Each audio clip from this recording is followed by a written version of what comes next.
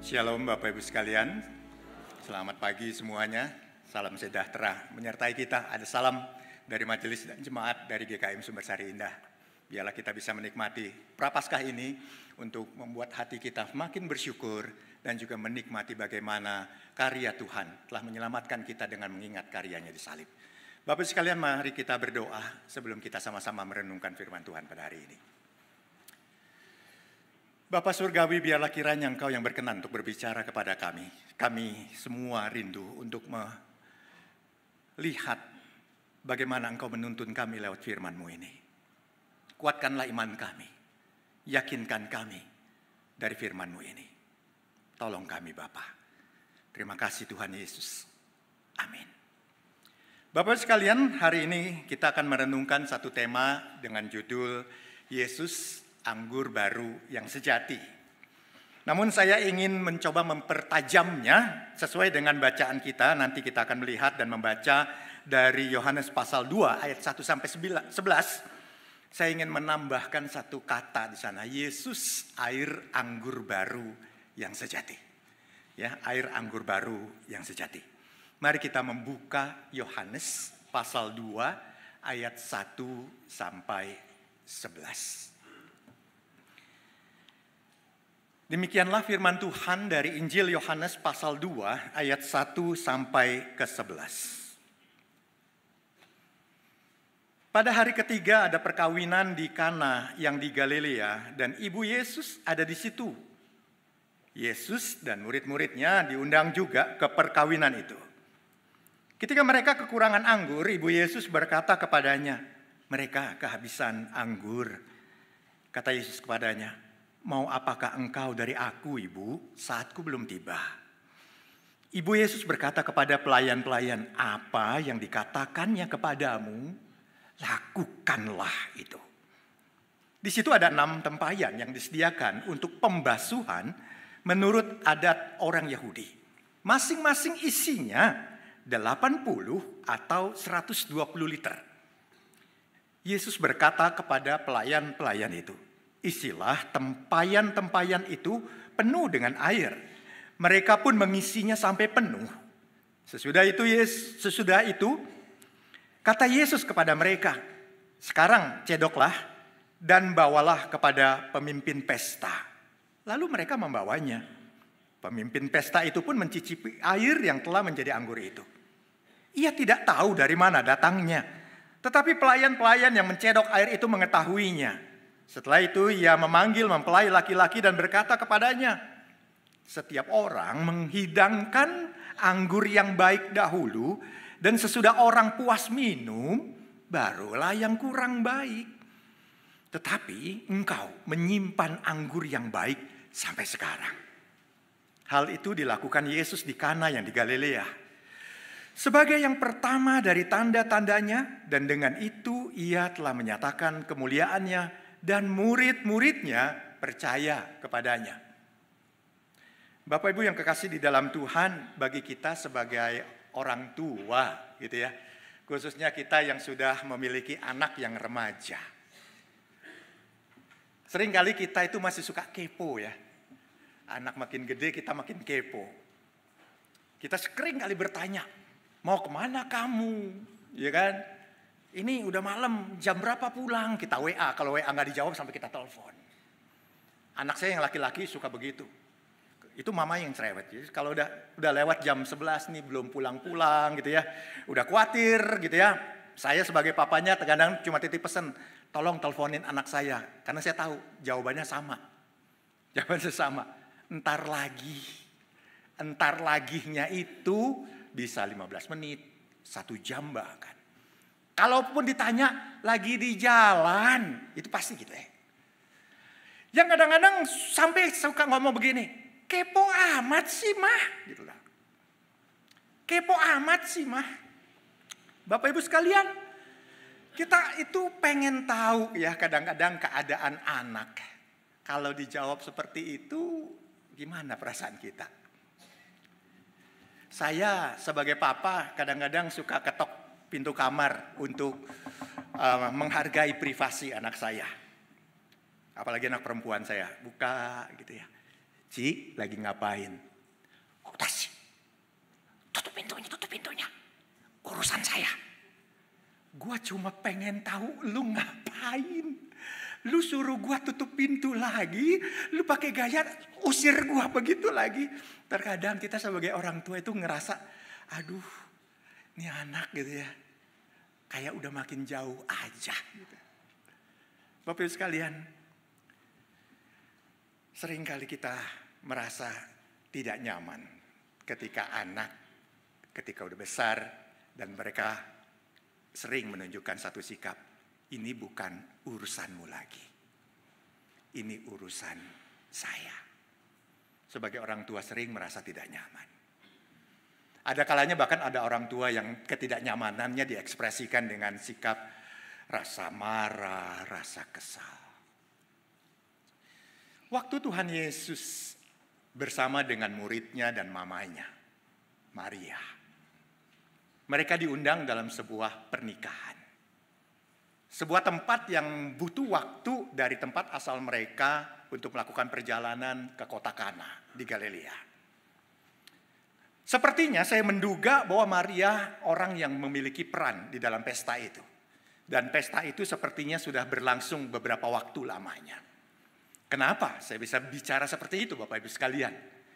Saya bisa menemukannya ketika Maria bisa tahu bahwa anggur yang disediakan oleh pesta itu hampir habis. Kalau bukan orang yang bisa ke dapur, orang yang dekat dengan orang yang ada di pesta itu, mungkin Maria tidak akan begitu keponya Bapak Ibu. Melihat anggur hampir habis, tamu juga tidak berhenti untuk datang. Sepertinya pengantin ini dan keluarganya cukup dikenal di sana.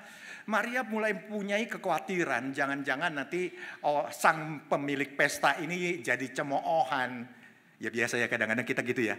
Kalau datang ke sebuah pesta, kita datang makanan udah tinggal dikit, mikirnya gini nih. Atau kita ngobrol sama pasangan kita, ini pesta gimana sih? Tamu belum habis aja makanan udah habis. Gitu. Kalau kedengaran sama pemilik pesta rasanya gimana coba? Atau kita yang punya pesta, mungkin kita rasa gak enak. Maria berusaha menghindari omongan itu. Sepertinya. Dan dia mendekati putranya Yesus. Yesus memang gak ada hubungan apa-apa dengan pesta itu. Dia cuma undangan dan muridnya datang. Tapi Maria ngomong apa? Mereka kehabisan anggur. Hanya info. Saya gak tahu maksudnya sih. Memang gak diberitahu maksudnya. Saya kira Tuhan Yesus yang lebih tahu maksudnya. Dan kemudian dia memberikan respon yang di luar dugaan. Kalau bagi kita sepertinya kok gak sopan amat sih Tuhan. Yesus ngomong kira-kira begini Bapak Ibu sekalian. Dalam bahasa Indonesia yang tadi kita baca, kita bisa perhatikan Yesus berkata, mau apa engkau dari aku ibu? Mau apa engkau dari aku ibu? Dalam beberapa terjemahan dikatakan apa urusan kamu dengan aku? Bahkan kalau di dalam bahasa aslinya dikatakan itu bukan ibu. Ibu sangat sopan. Penggunaannya adalah gunai. Mau apa engkau perempuan? Udah nikah? Ah syukurlah saya nggak tanya. Kalau ibu udah nikah ya? Enci udah nikah ya? Kalau anak laki-laki kita ngomong kita, hei perempuan gimana perasaan? Kurang asal, maaf kurang. Ini anak kayak nggak diatur ya. Ini anak mulutnya nggak sopan amat ya. Ini mamamu nih. Ini ibu yang melahirkan kamu. Dan Yesus ngomong itu kepada Maria. Apa urusan kamu perempuan? Saya memperhalusnya deh. Apa urusan kamu nyonya? Untuk menunjukkan apa sih sebenarnya kalimat ini? Untuk menunjukkan bahwa saya dengan kamu sudah memiliki hubungan yang berbeda nih sekarang ini. Yesus ingin mengatakan begitu. Saya dengan kamu sudah memiliki hubungan yang berbeda. Saya memahami maksud engkau, Maria. Bahwa engkau begitu bersimpati dengan pemilik pesta ini. Engkau menginginkan bahwa pesta yang meriah ini tidak menjadi kacau oleh karena anggur itu tidak tersedia bagi tamu yang masih datang. Ini bukan urusan, nggak ada urusan apa-apa antara kamu dengan saya. Dan kalimat waktuku belum tiba itu yang juga menegaskan. Ada sesuatu yang Yesus ingin sampaikan kepada Maria. Bapak Ibu yang terkasih di dalam Tuhan, Apakah perkataan Yesus nyonya ini menunjukkan bahwa dia nggak sopan dengan ibunya? Memperhatikan Yohanes pasal 19 ayat 26. Waktu Yesus disalib dan kemudian dia melihat ada seorang murid yang dia kasihi bersama dengan Maria ibunya. Dikatakan begini, ketika Yesus melihat ibunya dan murid yang dikasihinya di sampingnya, berkatalah ia kepada ibunya, "Gunai, perempuan, inilah anakmu," kepada murid yang dikasihinya itu. Kata yang sama yang dia gunakan, tetapi saya yakin Yesus bukannya tidak sopan. Justru Yesus ingin menunjukkan begitu sayangnya dia kepada Maria, sampai dia kemudian menitipkan Maria kepada murid yang dikasihannya itu. "Gunai, perempuan, itu anakmu. Dia yang sekarang menemani engkau, yang mendampingi engkau. Aku sudah selesai." Jadi Bapak Ibu sekalian, kata ini menunjukkan bahwa Yesus sudah memiliki hubungan yang berbeda dengan Maria. Bahwa Yesus sudah tidak lagi bergantung kepada Maria. Memang tidak tercatat bagaimana Yesus dilahirkan sampai dia menjadi anak kecil, remaja sampai umur 30-an saat itu. Tidak diceritakan bagaimana hidupnya, relasinya dengan keluarganya, dengan mamanya. Tapi yang jelas saya pikir dia adalah anak yang sangat patuh dengan mamanya. Kita nggak menemukan lagi catatan tentang Yusuf, bukan? Dia sayang dengan Maria. Saya pikir dia adalah anak yang kemudian bertanggung jawab sebagai anak sulung untuk menghidupi mama dan adik-adiknya.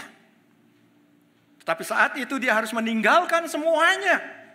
Tanggung jawab itu tidak lagi menjadi harus pikulannya sekarang. Dia harus mengerjakan pekerjaan yang lain.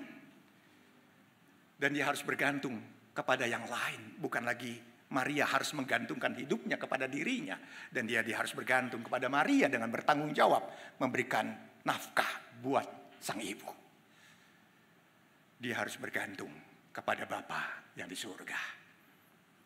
Peristiwa di Kana ingin menunjukkan kepada para pembaca Injil ini dan juga kepada Maria yang mendengarkan langsung kalimat di mulut Yesus itu, dan ada beberapa murid yang di sekitarnya, ingin menunjukkan pada saat itu Yesus sudah memiliki batasan terhadap Maria, dan kemudian sekarang adalah tugasku berpaling kepada Bapa yang mengutus aku. Bahwa dia hadir di muka bumi ini untuk suatu maksud, bagaimana dia mewujudkan rencana Bapa. Ada alasan dia harus memiliki daging sebagai seorang manusia. Bukan sekedar menjadi anak Maria, tapi anak Allah yang datang menjadi seseorang yang penting bagi dunia ini. Oleh sebab itu dia harus bergantung kepada siapa yang mengutusnya sekarang. Bapak Ibu sekalian, dalam pelayanan kita, dalam kehidupan kita, kepada siapa kita bergantung? Suara siapa yang kita dengar? Dalam pelayanan kita, pujian siapa yang memotivasi kita? Suara siapa yang mendorong kita giat melayani? Tokoh jemaatkah? Hamba Tuhankah? Para mentorkah? Atau Tuhan yang memanggil kita untuk pelayanan? Saya tidak mengatakan bahwa kita harus mengabaikan suara-suara orang-orang di sekitar kita, orang-orang beriman, orang-orang yang Tuhan pakai untuk memotivasi kita, untuk mendorong kita, untuk membangkitkan semangat kita melayani, untuk mendapat petunjuk bagaimana kita melayani. Saya nggak mengatakan kita nggak boleh mendengarkan mereka. Tetapi kalau sikap hati kita mau melayani, oleh karena orang-orang itu, oleh karena suara mereka kalah, bahkan firman Tuhan dibandingkan pendapat orang-orang yang kita kagumi itu. Bahkan suara Tuhan kita abaikan demi orang tertentu, sehingga kita menjadi orang yang dipakai Tuhan, kata kita dalam pelayanan. Tidak, Bapak Ibu sekalian. Sebagai pelayan Tuhan, dia harus tahu bahwa siapa yang memanggil dia adalah Allah. Siapa yang menuntun dia adalah Allah. Siapa yang memberkati dia adalah Allah. Sehingga ketika hadir dimanapun sebagai seorang pelayan Tuhan, dia tahu siapa yang memakai dia untuk menjadi pelayan yang berkuasa, Allah. Jadi kalau dia sadar dengan sikap hati yang benar bahwa kepada Dia yang mengutus aku akan bergantung pada Dia, maka saya menyerahkan semuanya kepada Dia, bukan pada siapapun. Kalaupun ada pendapat-pendapat dari orang-orang suci di sekitar kita yang Tuhan pakai juga dalam pelayanan, saya akan mengujinya dengan firman Tuhan. Jadi Bapak Ibu sekalian, belajar dari Yesus. Apa urusanmu dengan aku, Nyonya? Yesus memalingkan fokus kepada Bapa yang mengutusnya. Dengan sikap hati aku harus bergantung kepada Dia. Kita meneladani Yesus dalam pelayanan pun. Kita meneladani sikap Yesus. Kuasa itu akan nyata ketika kita memusatkan hati dan pelayanan kita kepada Allah Bapa di surga. Dia yang memanggil kita. Dia yang memperlengkapi kita dengan kuasa Roh Kudus. Dia yang akhirnya menyatakan kuasa kemuliaannya lewat kita. Kalau kita sadar bahwa ini kita jalankan karena bergantung pada Bapa, percayalah bahwa akan ada kuasa yang mengalir dari sana secara langsung. Sekalipun kita hanya berdiri di sana menjadi seorang singer. Sekalipun kita hanya berdiri di sana hanya menjadi seorang penyambut. Tetapi waktu kita bernyanyi, ada kuasa ilahi yang mengalir dari suara kita. Suara kita memberikan motivasi pada seluruh jemaat untuk merasakan Allah dalam penyembahan kita. Sekalipun kita hanya bisa menyambut dengan senyuman. Bukankah hospitality adalah sebuah panggilan Allah untuk kita murah senyum, murah hati itu tercermin dari wajah yang gembira. Mata yang bercahaya. Yang kemudian setiap orang karena hati kita bergantung kepada Allah. Sekalipun senyum itu adalah senyum dari hati yang sedang bergumul berat. Aduh, persoalan gue berat di rumah, tetapi ini adalah panggilan dan aku akan ekspresin dengan sukacita dari Allah. Bukan membiarkan, mengabaikan persoalan itu, tapi mempercayai Tuhan yang akan memampukan saya melewati pergumulan. Saya akan melayani Tuhan dengan sungguh-sungguh. Hanya dengan berjabat tangan. Dengan senyum dan muka yang ceria yang tulus dari Tuhan akan memberikan kuasa. Percayalah. Kalau Anda melayani secara sederhana apapun, siapapun yang kita sambut sebagai seorang penyambut usher di depan, orang merasakan kuasa ilahi masuk ke gereja ini. Dan mereka akan mencari Tuhan terus. Meskipun kita bisa dilupakan senyuman kita waktu menyambutnya. Bagaimana kalau kita dipanggil Tuhan untuk pelayanan yang lebih agung lagi? Karena bergantung pada Allah, kuasa Allah itu makin nyata. Apa urusanmu, Ibu? Aku sekarang bergantung kepada Bapa. Meneladani Yesus dari sikap hati melayani yang penuh dengan kuasa. Nah, Bapak Ibu sekalian, apa yang terjadi kemudian? Kalimat waktuku belum tiba. Di dalam Injil Yohanes dikatakan ada 3 kali sedikitnya dikatakan bahwa waktu Yesus belum tiba. Apa sih maksudnya ini? Bagi Maria mungkin dia gak bisa mencernanya. Apakah waktu belum tiba maksudnya adalah sang putra ini meminta saya bersabar ya ma, sabar ya ma, nanti saya akan lakukan sesuatu atau apa? Tapi kalimat tadi udah menunjukkan bahwa anak saya ini gak meminta saya untuk bersabar tentang apa yang akan dia lakukan. Maria tetap tidak mengerti. Tapi kita sudah mengerti, bukan? Injil Yohanes mengatakan bahwa waktuku belum tiba adalah waktunya Yesus menyelesaikan misi Bapa. Dalam Yohanes pasal 12 ayat 23, Bapak Ibu sekalian, di sana jelas sekali penginjil ini menuliskan demikian. Yohanes pasal 12 ayat 23 dan 27. Kata Yesus kepada mereka, telah tiba saatnya anak manusia dimuliakan. Telah tiba saatnya anak manusia dimuliakan. Kemudian ayat 27-nya. Sekarang jiwaku terguncang dan apakah yang akan kukatakan? Yesus bergumul di sana. Bapa, selamatkanlah aku dari saat ini.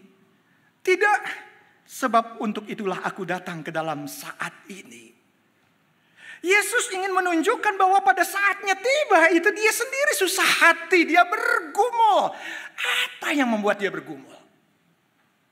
Pasal 17 ayat 1 sampai 4 kemudian semakin terungkap waktunya itu apa. Dan pergumulannya makin jelas di Taman Getsemani itu. Bahwa dia harus mati. Harus tersalib. sebelum mencapai salib, dia harus tersiksa. Dia sudah mulai merasakan rasa sakit yang begitu perih di tubuhnya. Dia harus merasakan bagaimana darah itu mengucur tanpa harus dia bisa hentikan dengan kuasanya. Mampukah dia menghentikan darah itu untuk berhenti? Mampu. Tetapi dia tidak mau untuk melakukannya. Dan dia bergumul terhadap penderitaan itu. Dan dia bisa juga merasakan bagaimana beratnya salib yang harus dia pikul. Yang kemudian di atas palang itu pun dia harus terpancang. Dengan menahan gravitasi. Sakit yang perih dalam. Bukan cuma fisik, mentalnya pun sakit di sana. Waktu Kristus, waktu yang sangat menyakitkan. Waktu di mana dia harus menderita. Dan waktu-waktu ketika dia dimuliakan pada peristiwa kemenangan dia bangkit dari kematian itu. Jadi Bapak Ibu sekalian, waktu di mana dia dipermuliakan dan Bapa memuliakan dia. Saat nyawanya diserahkan di kayu salib untuk kita semua. Jadi kita makin jelas Bapak Ibu sekalian, bahwa apa yang Yesus lakukan di dalam peristiwa Kana itu, di awal dari pelayanannya itu, dia sudah memberitakan tentang akhir dari masa pelayanannya di muka bumi ini. Waktunya akan tiba. Tetapi untuk Maria belum. Di dalam ketidakmengertian itu, apa sih respons Maria Bapak Ibu sekalian? Menurut Bapak Ibu sekalian, apa respons Maria? Dia nggak ngerti ini apa maksudnya. Ya sudahlah. Bapak Ibu sekalian, menarik buat saya ketika ayat kelima dicatat di sana.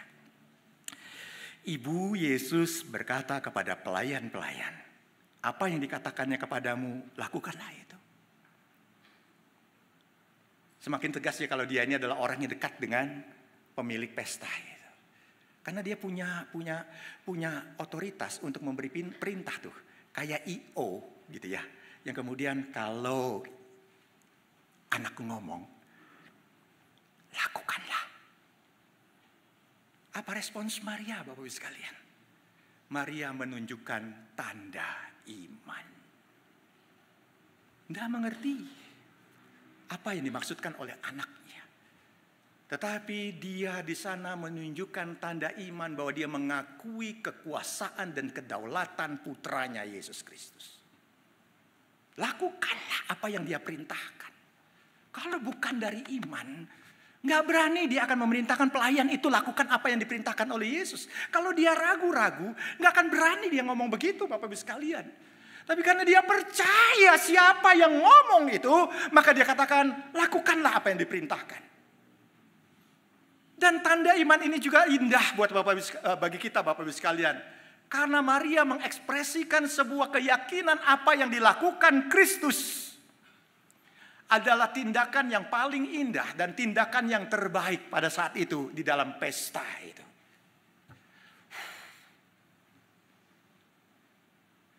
Masih tidak mengerti, tapi masih punya iman. Mungkin kita juga sama Bapak Ibu sekalian. Kita mungkin bertanya-tanya tentang banyak hal dalam perjalanan hidup kita, perjalanan pelayanan kita, perjalanan membangun usaha, perjalanan kita sebagai orang yang bekerja dengan orang lain. Mungkin kita masih bertanya-tanya tentang banyak hal. Kemana harus saya melangkah? Apa kehendak-Mu ya Allah dalam perjalanan ini? Saya harus berhenti kerja atau saya harus memulai usaha baru? Bagaimana dengan jodoh saya Tuhan? Apakah dia orang yang tepat buat saya? Mungkin kita masih banyak pertanyaan yang belum mengerti. Tapi Tuhan memberikan kepada kita anugerah yang besar adalah untuk beriman di dalam ketidakmengertian itu dengan yakin bahwa Dia memiliki segala kuasa dan rencana. Dia yang berdaulat, yang memegang hidup kita. Dia yang mengendalikan di dalam kemahatauannya. Dan Dia maha hadir untuk menuntun kita pada kedaulatannya itu. Karena apa? Karena kita percaya ketika Dia bertindak, itu adalah yang terbaik dan yang terindah. Percaya?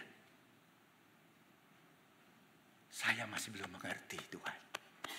Tapi saya percaya ketika Engkau bertindak, itulah yang terindah dan terbaik. Itulah yang terjadi dengan pemilik pesta itu. Belum lama Maria ngomong, Yesus melakukan, menunjukkan, mengekspresikan kekuasaan dan kedaulatannya. Belum lama Maria ngomong, Yesus berkata kepada pelayan-pelayan itu dengan otoritasnya. Padahal dia tamu undangan. Karena ada otoritas dari Maria, apa yang dia perintahkan, lakukanlah. Dan Yesus berkata, isi tempayan-tempayan itu. 80 liter, 120 liter untuk zaman itu gendong air butuh waktu. Bapak Ibu sekalian, kita tahu sumber air di sana nggak kayak kita, tinggal pencet, ning, mesin bunyi ya. Penuh tuh 80 liter. Ini harus gotong mungkin, harus nimba mungkin. Dan mereka harus mengisinya. Dan orang di luar sana, untuk apa mengisi tempayan begitu banyak? Pembasuhan kaki kan masih ada di depan. Untuk apa yang di dalam itu ada tempayan dengan begitu banyak air? Tetapi inilah waktunya bagi pesta itu. Yesus menunjukkan kuasa. Air penuh. Lalu dia memberikan perintah, cedok air itu bawa kepada penyelenggara pesta. Kepala I.O. mencoba air anggur itu. Ya memang ini anggur yang bersifat ilahi. Anggur surga, tanda kutip. Bukan turun dari surga gitu ya. Yang ngubah itu tangan yang berkuasa. Air biasa. Yang kita nggak tahu kadar higienisnya seperti apa saat itu. Kalau dicampur sama anggur mungkin jadi asam.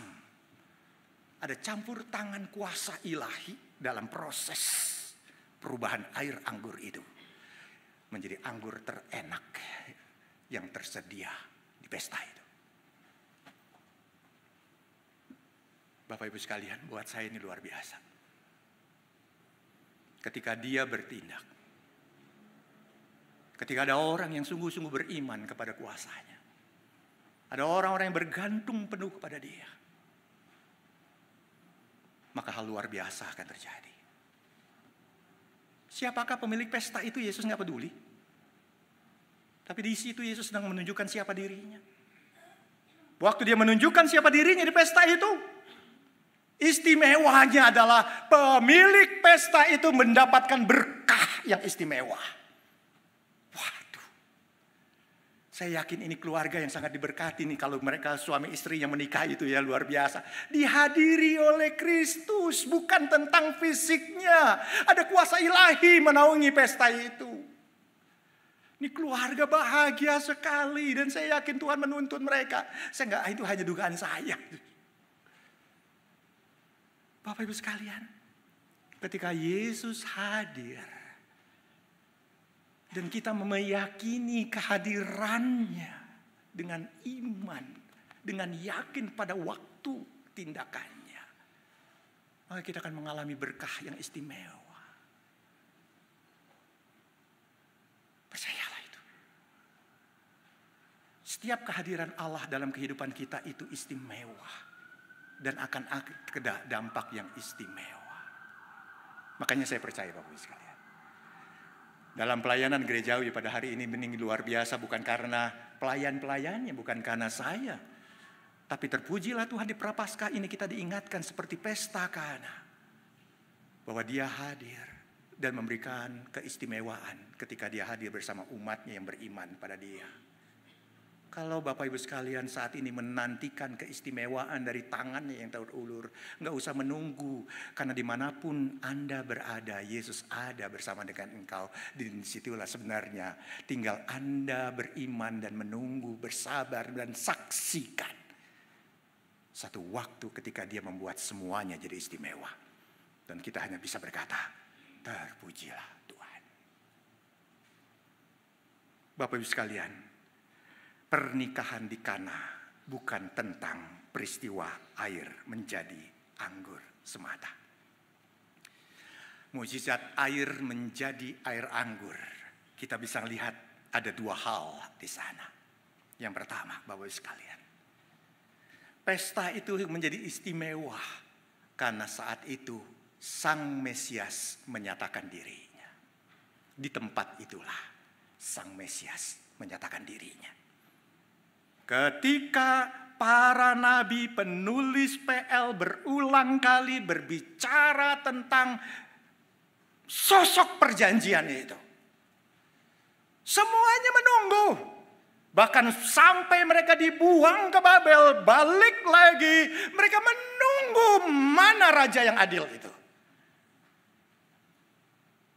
Yang kemudian hanya sekelompok orang kecil yang tahu, gembala, orang majus, orang terdekat Yesus. Sebagian kecil orang yang tahu sampai dia dewasa. Di Kana lah dia menyatakan siapa dirinya. Aku raja yang adil itu. Di Kana. Jadi ini bukan tentang air menjadi air anggur. Bukan tentang pesta yang dimeriahkan oleh rasa mabuk. Tapi pesta itu adalah pesta karena di sanalah Mesias datang. Sang perjanjian digenapi. Raja yang dijanjikan, yang dari sorga, yang diurapi datang. Sang Mesias datang. Yang kedua, menunjukkan tanda kehadiran Allah. Sebagaimana juga tercatat dalam perjanjian lama. Bahkan Injil Yohanes mengatakan bagaimana Yesus setelah dibaptis, ada peran Allah Bapa di sana. Dalam Injil yang lain dikatakan waktu Yesus dibaptis, dari langit terdengar, inilah anak yang kukasihi. Dan beriringan dengan itu, Roh Kudus turun nampak seperti burung merpati. Kehadiran Allah Tritunggal datang melalui diri Yesus.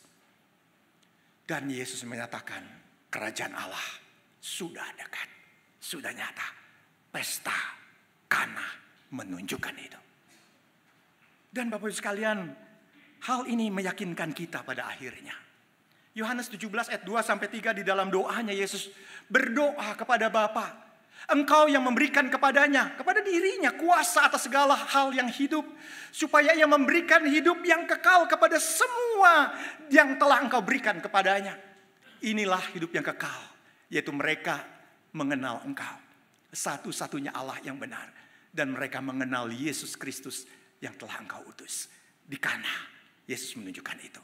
Mesias, Sang Juru Selamat, sudah datang. Kita sudah mengenalnya, bukan? Belajar dari Kana, kita belajar tentang Mesias dan kehadiran Allah di tengah dunia ini. Jadi kalau sudah begitu jelas bagaimana Tuhan telah menyatakan dirinya, Bapak Ibu sekalian, marilah kita sungguh-sungguh sekarang sebagai orang-orang percaya yang telah dipersekutukan menjadi umat beriman. Ayo kita bersatu.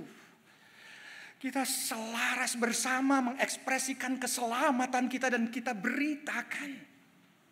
Apa yang terjadi dengan murid-murid saat itu, Bapak Ibu sekalian? Setelah peristiwa Kana itu dikatakan pada ayat ke-11, murid-muridnya percaya kepadanya. Mungkin awalnya mereka meragukan tentang siapa dia, hanya seorang guru. Tetapi pada peristiwa Kana itu dengan keajaiban itu, mereka mengerti inilah Mesias yang dinantikan. Kami percaya. Tuhan Yesus dimuliakan. Nah Bapak Ibu sekalian, saya mau mencoba untuk memaknai air anggur yang sejati. Sesuai dengan tema kita.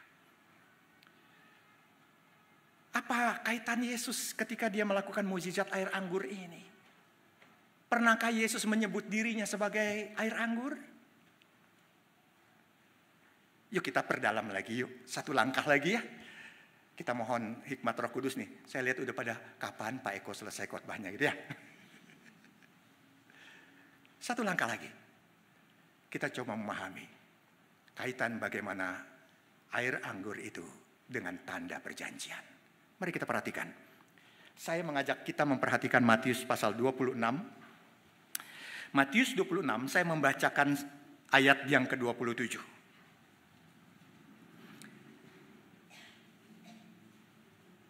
Kemudian ia mengambil cawan, mengucap syukur, lalu memberikannya kepada mereka dan berkata, minumlah kamu semua dari cawan ini. Sebab inilah darahku, darah perjanjian yang ditumpahkan bagi banyak orang untuk pengampunan dosa-dosa. Aku berkata kepadamu, mulai sekarang aku tidak akan minum lagi hasil pokok anggur ini sampai pada hari aku meminumnya. Hasilnya meminum hasilnya yang baru bersama kamu dalam kerajaan Bapakku. Bapak Ibu sekalian, pada bagian ini ternyata Yesus mengekspresikan anggur itu sebagai tanda perjanjian dengan melambangkan darahnya. Air anggur secara sakramental menunjukkan bahwa itu adalah tanda kelihatan dari anugerah Allah yang gak kelihatan, yang ditunjukkan lewat sakramen perjamuan kudus. Anugerah Allah yang besar yang menyucikan dosa. Darah yang tercurah, yang kemudian yang tidak bisa dia tahan, yang dengan kuasanya dia bisa menghentikan semua penyakit, dia bisa sembuhkan. Tapi sakit terhadap tubuhnya dibiarkan darah itu mengalir. Karena darah yang mengalir itu untuk mengampuni dosa kita semuanya. Dan dia mengajak kita, Bapak Ibu sekalian, minumlah kamu semua dari cawan ini. Yesus mengajak kita bersekutu dengan darahnya. Yesus mengajak kita untuk bersekutu dengan penderitaannya. Waktu kami mengadakan komisi pria kelompok kecil, kami berdiskusi. Dan seorang bapak mengatakan demikian. Simple sekali. Siapa bilang ikut Yesus itu senang? Siapa bilang ikut Yesus itu pasti bahagia? Siapa bilang ikut Yesus itu pasti kehidupan kita akan baik-baik saja? Ikut Yesus itu susah. Ikut Yesus itu menderita. Kenapa? Ada yang bertanya. Loh, kan Yesus ngomong, kalau kamu mau ikut aku, pikul salib, ikutlah aku. Pikul salib berbicara tentang sesuatu yang memalukan. Bagi orang zaman dulu, sejaman dengan Yesus, yang namanya salib memalukan. Penghinaan, kotor dan jijik bagi orang yang ada di sana. Pantas untuk mendapatkan hukuman itu. Karena mereka adalah sampah masyarakat yang itu udah cukup dah. Dan bagi orang yang ada di sana, hinaan terbesar. Dan Yesus memakai simbol hinaan itu kepada para pengikutnya. Kalau kamu mau ikut aku, pikul salib. Kita mungkin bisa berkata sakit penyakit kita adalah salib kita. Saya bilang belum. Salib Kristus lebih menderita. Kita bisa berkata bahwa dirugikan orang itu adalah salib kita. Mungkin iya, tapi belum. Belum sampai mencucurkan darah. Seperti Kristus mencucurkan darah. Mungkin kita berkata bahwa salib saya adalah pasangan saya yang sampai hari ini keras kepala yang gak bisa berubah. Mungkin belum sampai. Kita harus memikul salib yang menderita itu. Tetapi di dalam pergumulan itu Yesus ingin menunjukkan bahwa semuanya itu masih belum. Karena aku bisa menemani kamu, aku mendampingi kamu, kamu bisa kuat. Tetapi tentang memikul salib bukan persoalan semudah kita menghadapi sakit penyakit kita.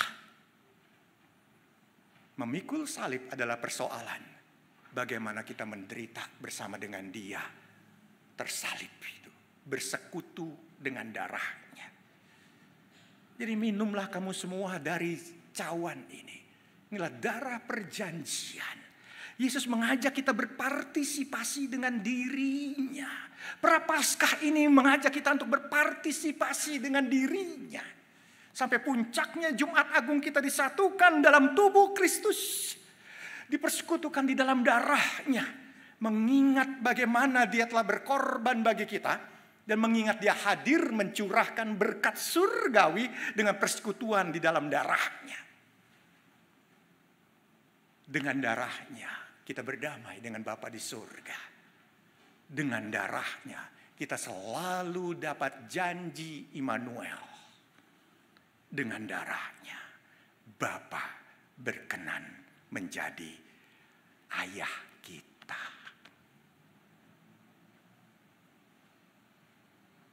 Bapak Ibu sekalian, inilah tanda sakramental itu. Bahwa tidak hanya mengingat salib Kristus Pada hari kita diingatkan kita bersekutu dengan Kristus, union with Christ. Kristus di dalam kita, kita di dalam Kristus. Tapi yang ketiga, punya pengharapan eskatologis. Aku tidak akan meminum hasil anggur ini lagi karena dia selesai dengan kematian dan kebangkitannya. Tapi aku akan menikmati hasilnya nanti dalam kerajaan. Yaitu Yesus memberikan janji bahwa kita akan berpesta di surga nanti. Itulah tanda perjanjian yang Yesus ungkapkan, minumlah dari cawan ini. Jadi saya berharap ketika nanti kita perjamuan kudus, kita bukan sekedar menjalankan sakramen agamawi. Tapi kita maknai secara spiritual. Air anggur dan roti yang menandakan tubuh dan darah itu. Dia nggak berubah apa-apa roti dan anggur itu. Tapi lewat sakramen ini, Kristus hadir secara nyata melimpahkan berkat penyucian, persekutuan di dalam dirinya dengan Bapa di sorga. Mari kita nikmati itu. Bapak Ibu sekalian, ada seorang pemuda. Seorang pemuda yang kemudian dia hadir dalam sebuah kebaktian pada saat itu. Ini adalah ibadahnya yang kesekian. Dan bertepatan hari itu dilangsungkan sakramen perjamuan kudus. Telah lama dia tidak mengikuti sakramen ini. Telah lama dia telah meninggalkan jalan Tuhan. Padahal dia adalah seorang yang begitu baik dan taat pada Tuhan. Selesai ibadah, dia keluar di pintu depan gereja. Bukannya pulang, tetapi dia menunggu sampai semua jemaat pulang. Tinggal dia dan pendeta. Dan dia dekati pendeta itu. Bapak, saya minta waktu boleh? Oh ya, silakan. Ada apa? Saya mau bicara sedikit, Bapak. Oh baik. Bapak nggak kenal saya? Tidak. Saya tiap minggu ke sini. Oh ya. Maafkan saya tidak melihat kamu. Ya, tapi saya nggak ke gereja ini. Saya ke situ tuh, Pak. Coba imajinasikan kita berada di daerah Paskal. Ada banyak gereja. Ada pub juga di situ kan? Ada tempat orang minum dan berpesta. Dam-dum, dam-dum, dam-dum. Bayangkan bahwa pemuda ini enggak memilih salah satu gereja di tempat itu. Tapi dia memilih pub itu di hari Minggu. Melepas penat, lelah, capek karena kerja dan pergumulan. Lalu dia berkata kepada Pak Pendeta, tiap minggu saya bawa 1 butir ekstasi. Saya taruh di lidah saya. Saya cairkan ekstasi itu dengan Bacardi 151 tiap hari Minggu. Dan saya berjoget, merasakan ketenangan dalam jiwa, dalam deguman drum bass pesta di sana. Tapi saya berterima kasih kepada Bapak. Perjamuan suci pada hari ini menaklukkan hati ini. Saya diingatkan bahwa saya tidak perlu membawa ekstasi itu ke dalam lidah saya. Ketika Anda membagikan roti itu dan saya menaruhnya di lidah saya sadar inilah tubuh Kristus. Waktu Bapak membagikan air anggur itu saya hanya tertunduk. Kenapa harus Bacardi 151 yang masuk ke dalam perut ini? Bukan darah Kristus yang sudah menyucikan saya.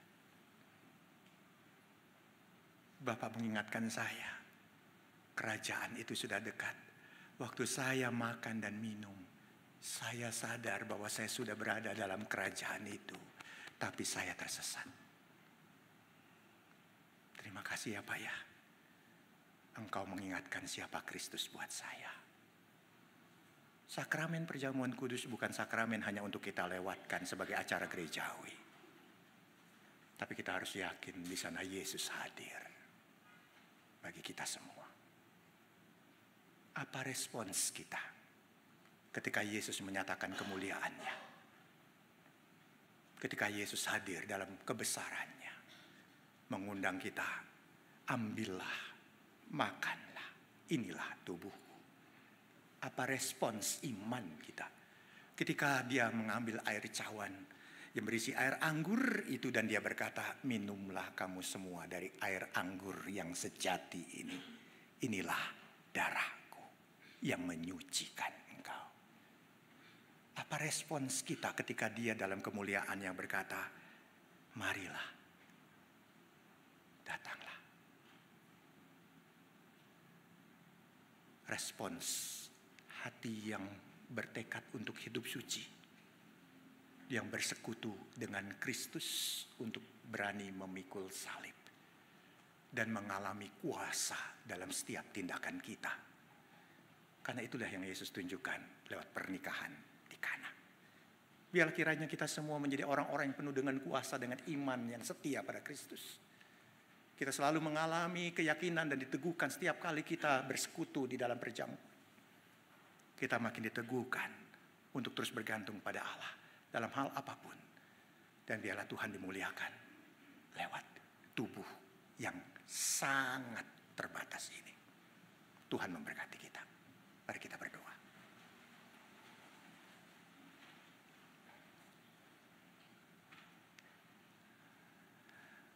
Kami berterima kasih Yesus, bahwa Engkau benar-benar menyatakan siapa dirimu bagi kami, ya penyelamat yang hidup.